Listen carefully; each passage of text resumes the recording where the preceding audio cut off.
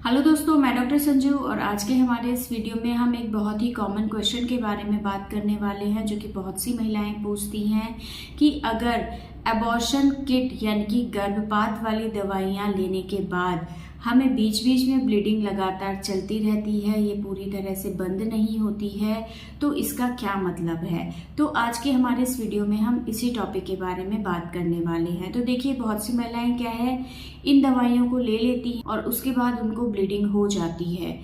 Bleeding कुछ दिन बंद रहती है, उसके बाद फिर से ब्लीडिंग हल्की हल्की चालू हो जाती है, या महिलाओं को हल्का सा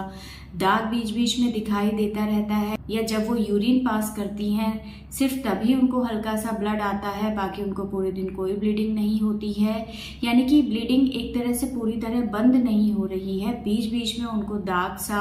या ब्लीडिंग सी होती रहती है। और कई महिलाओं को पेट के निचले हिस्से में दर्द भी बीच बीच में बना रहता है। तो इस चीज़ के पीछे का एक कारण हो सकता है कि आपको जो एबॉर्शन है वो कंप्लीट नहीं हुआ है, कुछ ना कुछ प्रेगनेंसी से रिलेटेड आपकी बच्चेदानी में अभी भी है, जिसकी वजह से आपको ये ब्लीडिंग पूरी तरह से ख़त्म नहीं हो रही है। क्योंकि देखिए, अगर आपका एबॉर्शन कंप्लीट हो जाता है तो ये ब्लीडिंग एक बार अच्छे से होके बिल्कुल बंद हो जाती है, और उसके बाद कम से कम 25 से 30 दिन के गैप के बाद ही आपको आपका पीरियड आता है। इस बीच आपको किसी तरह का कोई दाग नहीं दिखाई देता,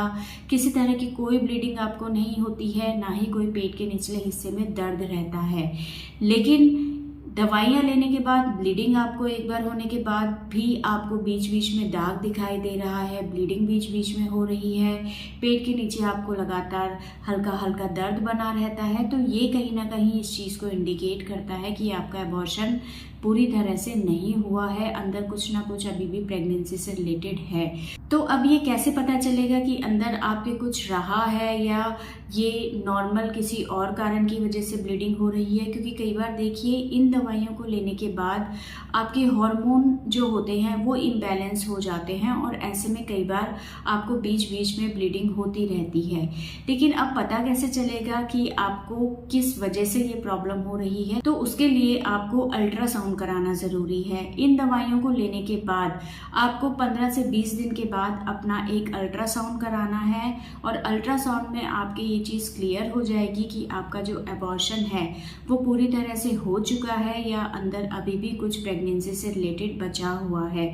और अगर ऐसे में कुछ अंदर रह गया है तो फिर डॉक्टर के पास आप जाएं। डॉक्टर आपको अगर किसी तरह की कोई मेडिसिन देते हैं या आपको कोई सर्जिकल प्रोसेस यानी कि डीएनसी कराने की सलाह देते हैं, तो उस चीज़ को आपको मानना है। लेकिन अगर आपके अल्ट्रासाउंड में आया है कि आपका जो एबॉर्शन है वो पूरी तरह से हो चुका है, यूट्रस आपका बिल्कुल खाली है, तो ये जो ब्लीडिंग है या ये जो स्पॉटिंग है ये आपको हार्मोनल इम्बैलेंस की वजह से हो रही है। तो ऐसे में फिर डॉक्टर आपको कुछ हार्मोनल मेडिसिन दे सकते हैं, उनको लेने से आपकी ये जो स्पॉटिंग की समस्या है ये ठीक हो जाएगी। तो इस प्रॉब्लम को जानने के लिए आपको एक अपना अल्ट्रासाउंड कराना है, और अल्ट्रासाउंड में जो भी प्रॉब्लम निकल के आती है उसके अकॉर्डिंग फिर डॉक्टर के पास आप जाएं और डॉक्टर से इस चीज़ के लिए ट्रीटमेंट लें, ताकि अगर आपका एबॉर्शन कंप्लीट नहीं हुआ है तो वो पूरा हो जाए, और अगर किसी और कारण की वजह से आपको स्पॉटिंग हो रही है तो उससे रिलेटेड डॉक्टर आपको मेडिसिन दे, ताकि आपकी ये जो प्रॉब्लम है ये ठीक हो जाए।